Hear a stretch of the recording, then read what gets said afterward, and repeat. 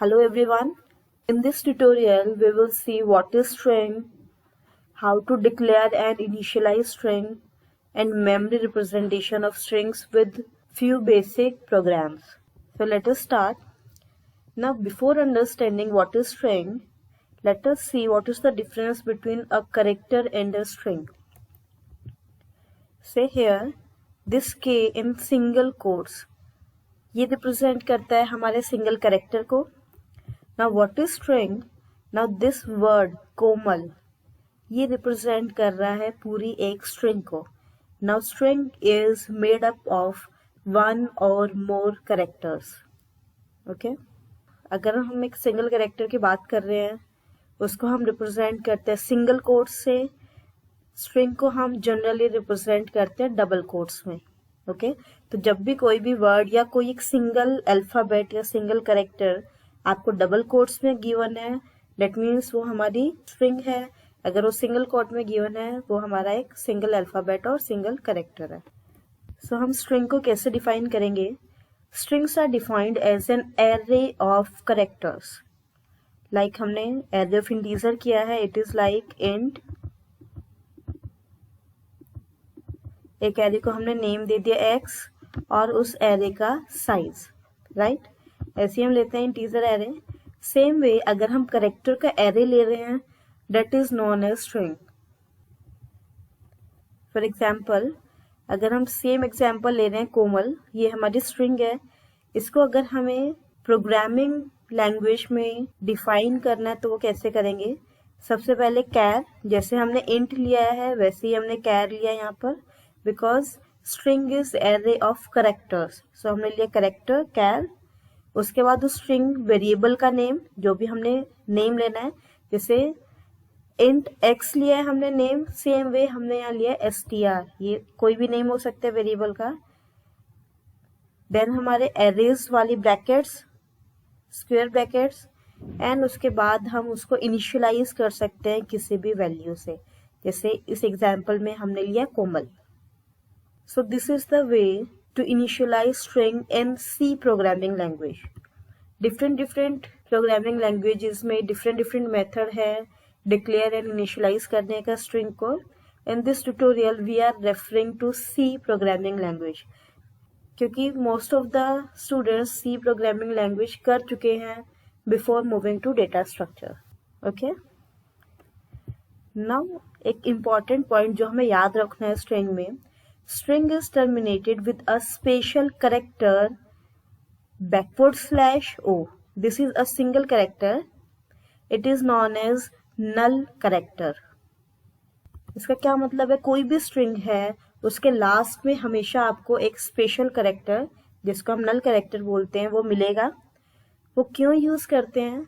वो मार्क करता है कि हमारी स्ट्रिंग यहाँ पर खत्म हो गई है. जो हमारा कंपाइलर है उसको कैसे पता चलेगा कोई भी स्ट्रिंग इतने अल्फाबेट या इतने कैरेक्टर्स के बाद खत्म हो गई है? ओके वो पता चलता है उसको स्पेशल कैरेक्टर के थ्रू. ओके फॉर एग्जाम्पल हम सेम एग्जाम्पल रखते हैं. सपोज हमारी स्ट्रिंग है कोमल.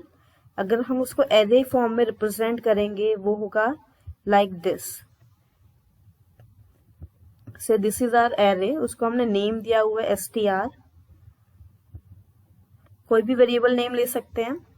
अब एरे है तो उसका इंडेक्स हमने 0 से स्टार्ट किया है. 0th इंडेक्स पे आ गया k. 1 कैरेक्टर हम पुट करते जाएंगे. 1 पे आ गया o, then m a l. Okay इतनी हमारी स्ट्रिंग थी कोमल. बट जब भी हम स्ट्रिंग की बात करेंगे सी प्रोग्रामिंग लैंग्वेज में, वो स्ट्रिंग के पीछे एक और हमारा कैरेक्टर होता है, डेट इज नल कैरेक्टर. सो ये पूरा कोमल विद नल कैरेक्टर, ये पूरी हमारी एक सिंगल स्ट्रिंग बन गई है. ओके तो जब भी हम उसको मेमोरी में स्टोर करेंगे ये नल कैरेक्टर उस स्ट्रिंग के साथ स्टोर करते हैं. जैसे हमारा कंपाइलर है उसने फर्स्ट कैरेक्टर से रीड करना स्टार्ट किया, वो मूव कर रहा है, वो कुछ नहीं चेक करेगा कि आपने जो स्ट्रिंग ली है उसका कोई मीनिंग बनता है या नहीं बनता. आप कुछ भी रबिश वर्ड भी ले सकते हो, वो उसको स्कैन करता जाएगा, रीड करता जाएगा. कब तक करेगा? जब तक उसको नल कैरेक्टर नहीं मिलता। जैसे ही नल कैरेक्टर मिल जाएगा उसको पता लग जाएगा ओके यहाँ तक आपकी स्ट्रिंग खत्म हो गई है। सो ये पूरा आपका एक सिंगल वर्ड बना है। Okay, next is declaration of strings. Declare कैसे करेंगे हम सी लैंग्वेज में उनको, अभी हमने किया है। सबसे पहले हमारी data type that is char. String के केस में हमेशा हमें कैर लेना है because string is array of characters. उसके बाद हमारा वेरिएबल नेम, कोई भी वेरिएबल का नेम ले सकते हैं, इट्स अप टू अस। बस हमें वो याद रखना है कि वेरिएबल की नेमिंग करते हुए हमारे कौन कौन से रूल्स हैं जो हमने सी प्रोग्रामिंग लैंग्वेज में यूज किया है। जो फर्स्ट आपका कैरेक्टर है वो नंबर्स नहीं हो सकते, कुछ स्पेशल कैरेक्टर्स है वो नहीं हो सकते, लाइक दिस। ओके, सो कोई भी वेरिएबल का नेम ले लेंगे। उसके बाद हमारी एरेज वाली ब्रैकेट जिनको हम स्क्वायर ब्रैकेट बोलते हैं, और उसके बीच में साइज कि हमारी स्ट्रिंग का साइज कितना होगा। फॉर एग्जाम्पल कैर हमने डेटा टाइप लिया, देन स्ट्रिंग नेम की जगह हमने लिया फर्स्ट नेम और साइज हमने लिया है 10। दैट मीन्स फर्स्ट नेम में हम टोटल 10 कैरेक्टर्स स्टोर कर सकते हैं। नाउ अभी हमने किया है लास्ट वाला कैरेक्टर हमेशा नल कैरेक्टर होगा, राइट। सो ये एक सिंगल कैरेक्टर हमारा फिक्स है जो लास्ट में आएगा। So we are left with only 9 characters. So first name में कोई भी 9 कैरेक्टर्स का वर्ड हम ले सकते हैं और नेम ले सकते हैं किसी भी पर्सन का। सेम वे हमने लास्ट नेम के लिए एक और एग्जांपल लिया है, character data type then variable name और उसको एक साइज दे दिया। अगेन इसके अंदर हम 9 कैरेक्टर्स तक का लास्ट नेम ले सकते हैं बिकॉज लास्ट वाले कैरेक्टर में हमारे पास है special character that is null character. Okay, so जो भी आपके स्ट्रिंग का साइज होगा -1 उतना स्पेस आपके पास अवेलेबल है कोई भी वर्ड या कुछ भी स्टोर करने के लिए। लास्ट वाला जो 1 बाइट है that will be used for null character. So this was declaration of string. Next is initialization of strings कि डिक्लेयर करते टाइम हम उसमें कोई वैल्यू डाल रहे हैं, इनिशियलाइज कर रहे हैं स्ट्रिंग को। Now there are many methods to initialize a string. उन सब में हमारे पास आउटपुट सेम आएगा बट डिफरेंट वे है रिप्रेजेंट करने के लिए।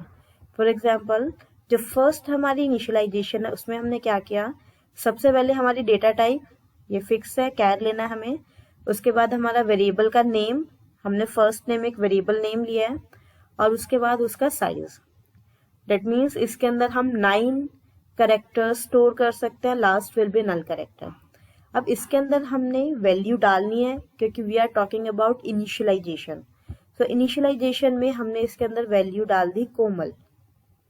जैसे हम इंटीजर्स को इनिशियलाइज करते थे like int i equals to 0, this is known as initialization कि हम एक वेरिएबल को स्टार्टिंग में कुछ वैल्यू डाल रहे हैं। जैसे इसके अंदर हमने i के अंदर वैल्यू डाल दी 0। सेम वे फर्स्ट स्टेटमेंट के थ्रू हमने फर्स्ट नेम के अंदर वैल्यू डाल दी कोमल, ठीक है। उसका साइज लिया था हमने 10।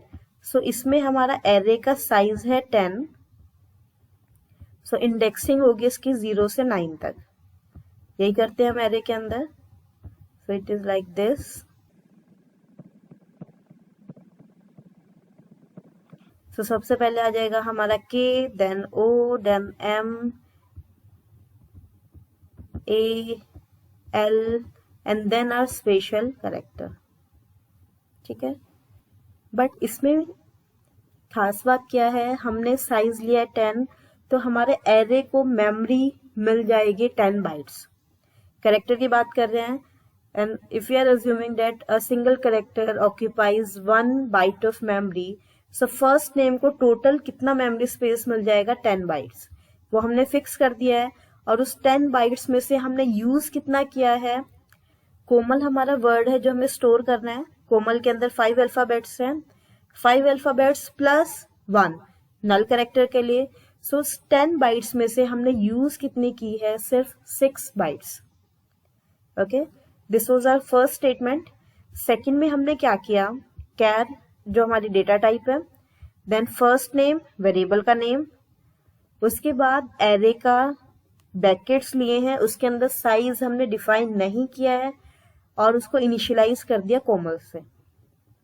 ओके, ना इस केस में जो हमारा एरे बनेगा उसका साइज कितना होगा, 6 bytes. Why is it so? क्योंकि हमने एक साइज फिक्स नहीं किया है जितना कोमल को स्पेस रिक्वायर्ड है। कोमल को रिक्वायर्ड है 5 bytes because we have 5 alphabets KOMAL plus 1 जो हमारे नल कैरेक्टर के लिए चाहिए। सो टोटल कितना स्पेस ऑक्यूपाई करेगा ये 6, और इसके लिए हमें मिलेगा कितना स्पेस, 6। सो बेसिकली जो सेकंड स्टेटमेंट है उसमें हमारी मेमोरी वेस्ट नहीं होगी बिकॉज फर्स्ट वाले में हमने साइज फिक्स कर दिया 10 बाइट्स। सो उतना स्पेस तो हमें मिल गया है, बट उसमें से हम यूज कर रहे हैं सिर्फ 6 बाइट्स। सेकंड वाले में हमने 6 बाइट स्पेस लिया है और उतना ही यूज किया है। Now third representation is char, then first name, उसके बाद हमने साइज ले लिया है और इसके अंदर 1 by 1 कैरेक्टर को डाला है। This is also another way to initialize a string. Okay, जैसे अगर हम इंटीजर टाइप का एक एरे क्रिएट करते हैं उसके अंदर वैल्यूज कैसे डालते हैं, ऐसे डालते हैं। सेम वे कैरेक्टर टाइप के एरे में हम वैल्यूज कैसे डालेंगे, 1 1 करके वैल्यू डाल रहे हैं। सो 1 1 कैरेक्टर उसके अंदर इंसर्ट कर रहे हैं। That is why we are using single quotes here. अगर आप ध्यान दें थर्ड एंड फोर्थ स्टेटमेंट में we are using single quotes, first and second में हमने यूज किया डबल कोट्स क्योंकि उसमें हम डायरेक्ट पूरी की पूरी स्ट्रिंग को डाल रहे हैं एरे के अंदर, और लास्ट 2 स्टेटमेंट्स में हम 1 by 1 कैरेक्टर इंसर्ट कर रहे हैं। Okay, so these are 4 methods to initialize a string. उन सबसे हमें आउटपुट सेम मिलेगा, हमारे एरे के अंदर कोमल वर्ड या कोमल नेम स्टोर हो जाएगा। ओके, और उस एरे का नेम है हमारा फर्स्ट नेम जो हमने वेरिएबल का नेम दिया है। So this is initialization of strings. Next है हमारे पास very important topic, types of strings. We have 2 types of string, fixed length string and variable length string. Now सबसे पहले देखते हैं what is fixed length string. नाम से पता चल रहा है कि इसमें हमारी लेंथ फिक्स है। So in this case length of string is fixed. Example अभी हमने किया था, फर्स्ट नेम हमने एक स्ट्रिंग टाइप का वेरिएबल लिया है और उसका साइज हमने दे दिया 10। सो 10 बाइट्स का एरे हमें मिल जाएगा, वो फिक्स कर दिया है हमने size. Now in this case we are aware of the storage requirement. अब हमने 10 उसका साइज लिया है तो हमें पता है हमें कितना मेमोरी स्पेस मिलेगा, 10 बाइट्स, क्योंकि कैरेक्टर टाइप का लिया है। सो स्पेस हमें कितना मिलेगा, 10 बाइट्स पहले से पता है। No matter how many characters constitute the string, the space is fixed. अभी लास्ट स्लाइड में हमने किया है, चाहे हम कोमल वर्ड को स्टोर कर रहे हैं जिसको टोटल 6 बाइट्स की रिक्वायरमेंट है, बट टोटल स्पेस हमें कितना मिलेगा, 10 bytes. Okay, now with fixed length string we have some disadvantages. और डिसएडवांटेजेस क्या है? If string is longer than reserved space, not possible to store string in. Suppose जो हमें वर्ड या जो स्ट्रिंग हमें इसके अंदर स्टोर करनी है उसकी लेंथ, उसमें जो नंबर ऑफ अल्फाबेट्स हैं वो 10 से ज्यादा है। ओके, तो उसको हम कैसे स्टोर करेंगे? सपोज किसी का नाम बहुत बड़ा है, सपोज किसी का नाम है रामेश्वर दास।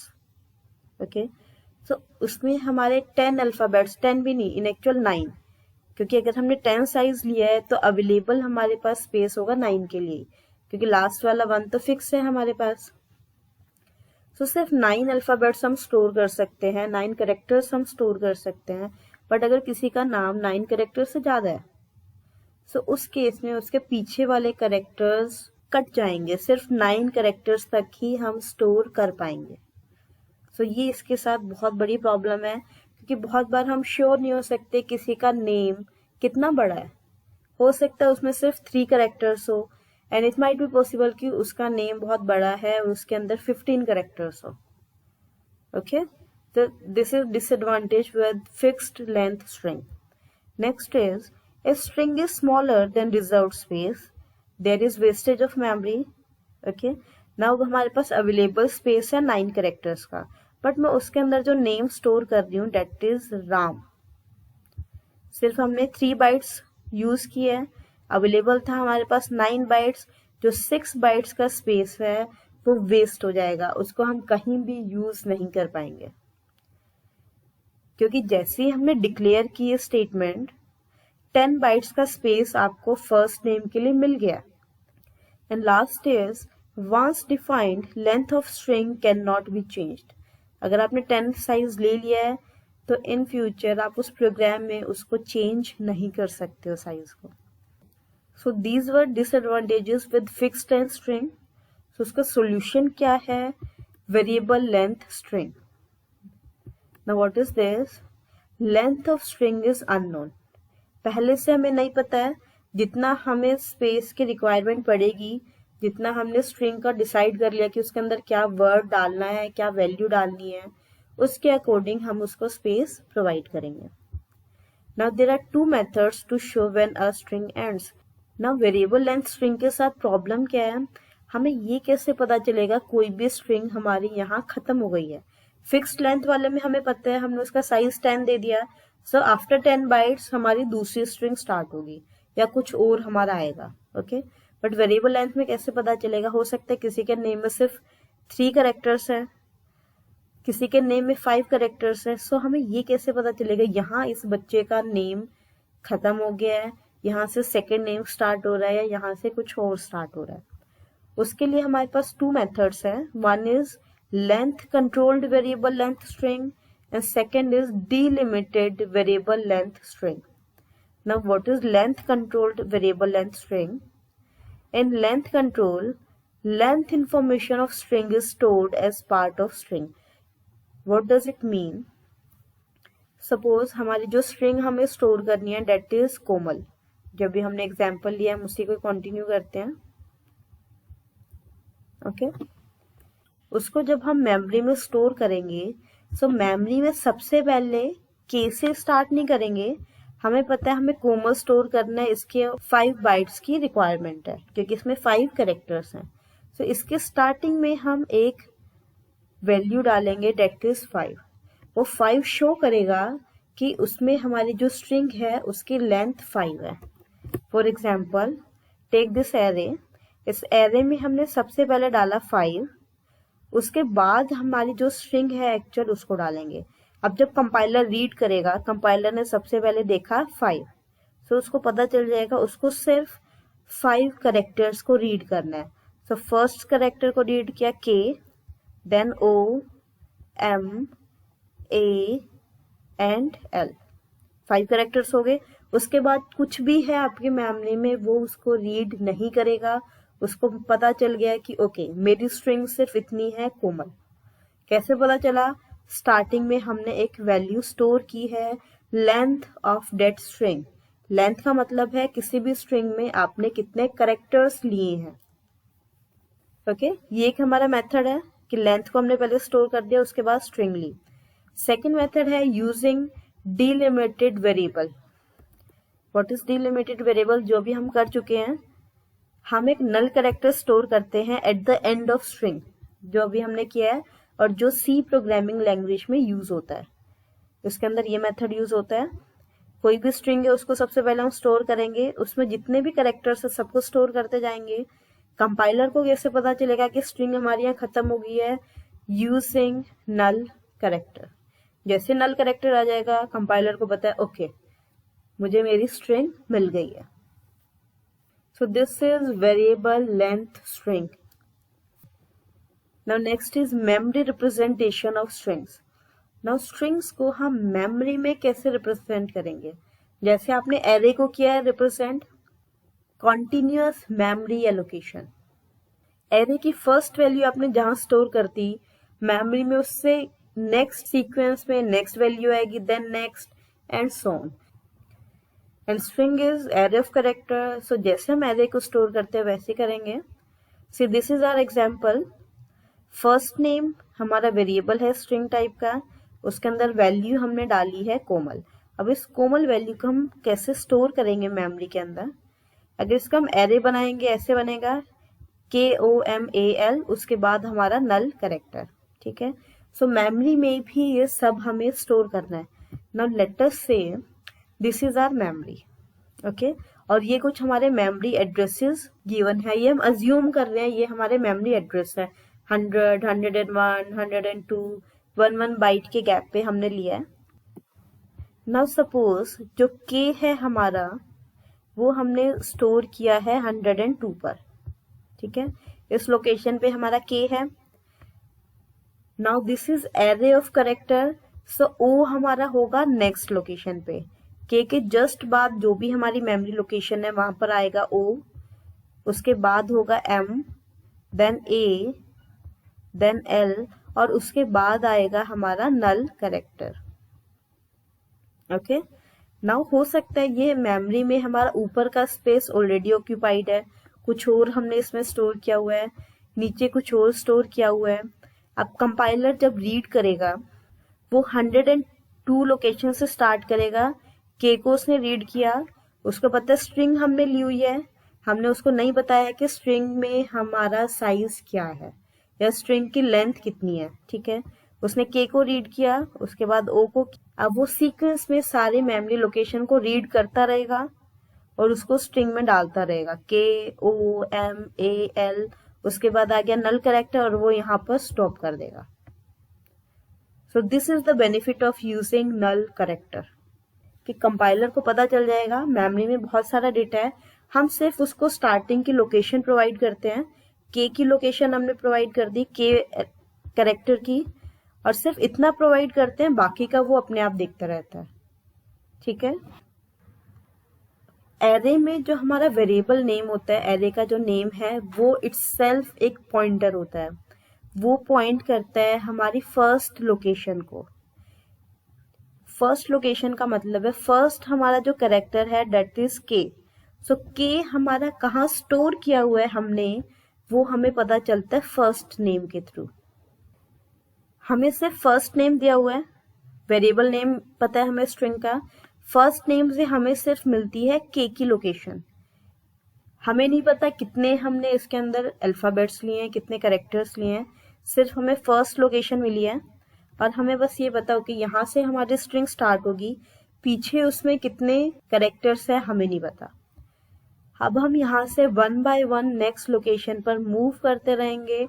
कब तक मूव करेंगे? जब तक हमारा नल कैरेक्टर नहीं आता, और जैसे नल कैरेक्टर आ जाएगा हमें पता लग जाएगा ओके यहाँ हमारी स्ट्रिंग खत्म हो जाएगी। Okay, I hope it is clear why we use delimiter और null character. So this was memory representation of strings. Next is, ये आपके लिए होमवर्क है। What is our statement? Name हमने एक वेरिएबल लिया स्ट्रिंग टाइप का और उसके अंदर वैल्यू डाली है Komal space Bansal. Now here is a quick tip, जो स्पेस है उसको भी हम एक सिंगल कैरेक्टर लेकर चलते हैं। सो जब हम इसको एरे में रिप्रेजेंट करेंगे कोमल बंसल को, it will be like KOMAL and 1 space for this white space. जो कोमल और बंसल के बीच में स्पेस है वो भी एक सेल ऑक्यूपाई करता है हमारे एरे के अंदर। सो ये चीज आपको याद रखनी है। उसके बाद बंसल हमने पूरा स्टोर किया और लास्ट में हमारा स्पेशल कैरेक्टर। ओके, सो इसमें मेन हमें ये याद रखना है, अगर हमारी स्ट्रिंग में 2 वर्ड्स ले रहे हैं हम, उनके बीच में अगर वाइट स्पेस हमने यूज किया है तो वो वाइट स्पेस भी हमें स्टोर करना पड़ता है। अगर हम उसको स्टोर नहीं करेंगे, कोमल बंसल पूरा एक साथ आ जाएगा, तो हमें पता नहीं चलेगा कि ब्रेक कहाँ हो रहा है हमारा वर्ड। सो जितने भी स्पेसेस है स्ट्रिंग के बीच में वो भी हमें एज इट इज स्टोर करने पड़ते हैं। Now here are some basic programs. First is how to print a string. Like अगर हम लेते हैं int x, ये हमारा इंटीजर टाइप का एक वेरिएबल बना लिया। सेम वे हम स्ट्रिंग टाइप के वेरिएबल बना रहे हैं using char, then variable name और एरे का सिंबल, राइट। सो अब int x को हम कैसे प्रिंट करते हैं? Using printf %d comma x ऐसे लेते हैं।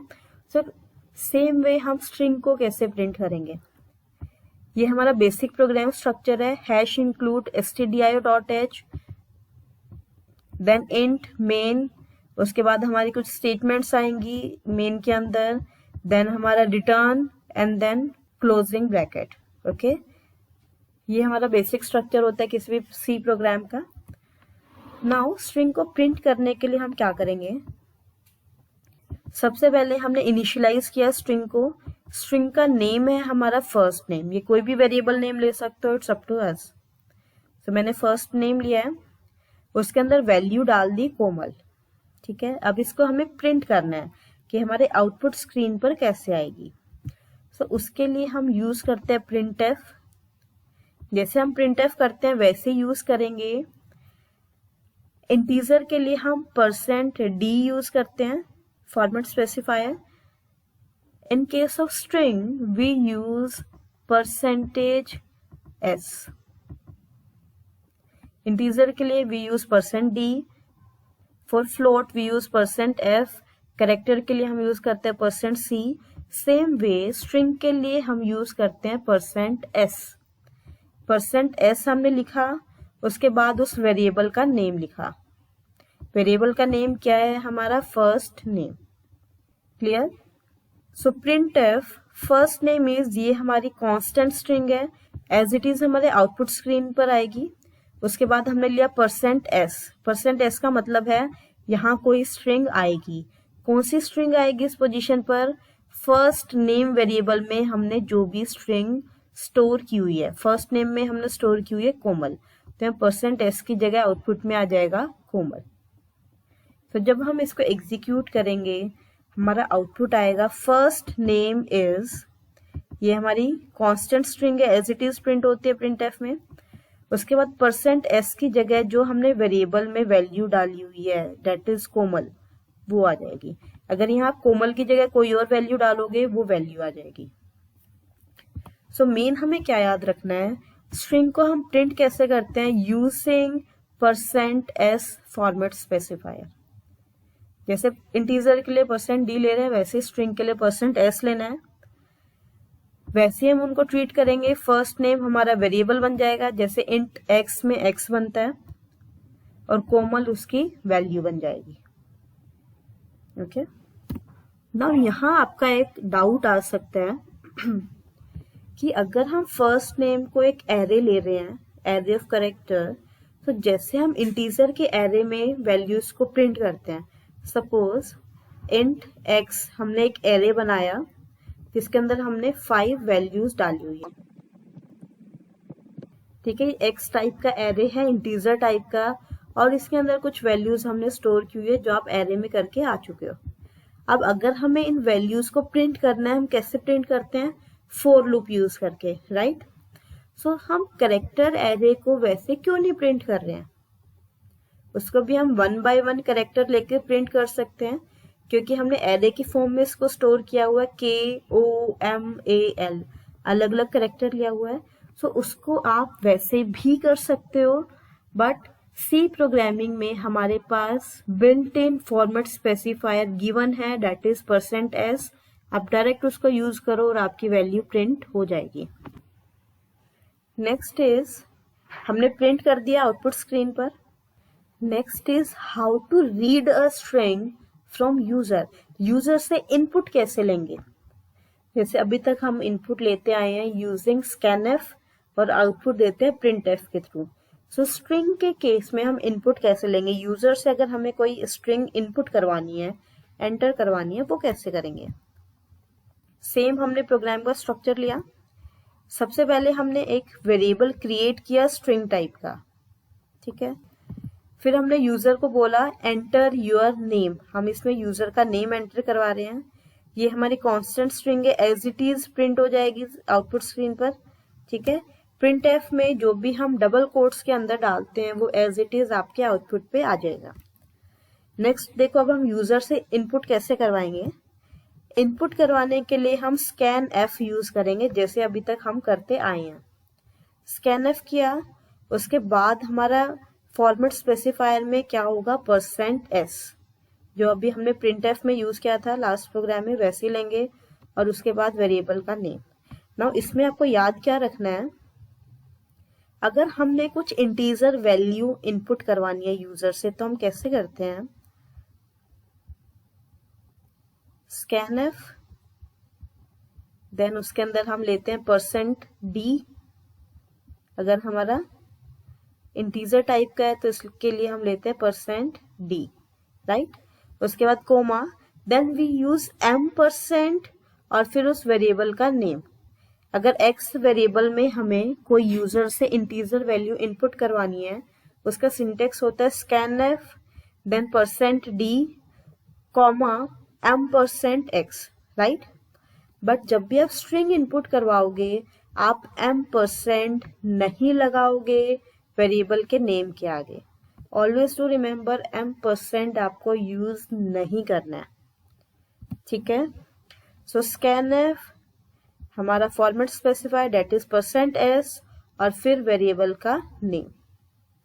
सो ये सिंटेक्स है यूजर से कोई भी वैल्यू इनपुट करवाने का, और यूजर से जो भी वैल्यू हमने इनपुट करवाई है वो एज इट इज हमने प्रिंट कर दी, जैसे हमने लास्ट प्रोग्राम में किया था। printf first name is, then हमारा %s, कॉमा वेरिएबल नेम। तो देखो हमारे आउटपुट स्क्रीन पर क्या आएगा। सबसे पहले पूछेगा एंटर योर नेम, ठीक है, एज इट इज आएगा। उसके बाद यूजर कुछ इनपुट करेगा, सपोज यूजर ने इनपुट किया कोमल, KOMAL, ठीक है। अब वो scanf के थ्रू रीड कर लेगा आउटपुट स्क्रीन से, ओके, रीड कर लिया। फर्स्ट नेम के अंदर अब आ जाएगी वैल्यू कोमल, अब वो वैल्यू हमें वापस से प्रिंट करनी है। सो नेक्स्ट स्टेटमेंट के थ्रू वो वैल्यू प्रिंट हो जाएगी, first name is Komal, okay. Just pause the video, आप पूरा उसको देखो, बहुत इजी सा प्रोग्राम है। अगर आपको कहीं भी कोई भी डाउट आता है you can ask in comment section, okay. बस हमें इतना याद रखना है scanf में m% यूज नहीं करना, और बाकी printf scanf हम यूज कर सकते हैं स्ट्रिंग्स के साथ, okay. Now take one more program. इसमें हमने क्या किया है, नेम हमने एक वेरिएबल बनाया स्ट्रिंग टाइप का और उसका साइज दिया है 20। सबसे पहले हमने यूजर को बोला एंटर योर नेम। अब यूजर कोई भी नेम डालेगा और वो हमने नेम वेरिएबल में स्टोर कर लेंगे। scanf यूज करेंगे यूजर से इनपुट करवाने के लिए, और उसके बाद उस जो भी यूजर ने नेम डाला है वो हम प्रिंट कर रहे हैं ना। से डिफरेंस क्या आ रहा है, सेम कोडिंग ली हुई है, ये हम क्यों ले रहे हैं, इसको क्यों कर रहे हैं। देखो सबसे पहले आ जाएगा enter your name, printf statement में जो भी था।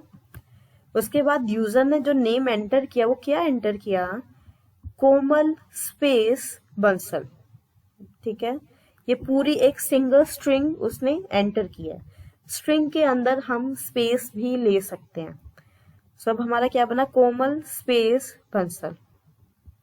scanf किया, नेम के अंदर ये वैल्यू आ जानी चाहिए थी, और उसके बाद हम उस नेम को प्रिंट कर रहे हैं। प्रिंट में नेम की जो भी वैल्यू है वो प्रिंट होनी चाहिए, बट जब हम उसको प्रिंट करेंगे तो सिर्फ और सिर्फ कोमल प्रिंट होगा, बंसल प्रिंट नहीं होगा।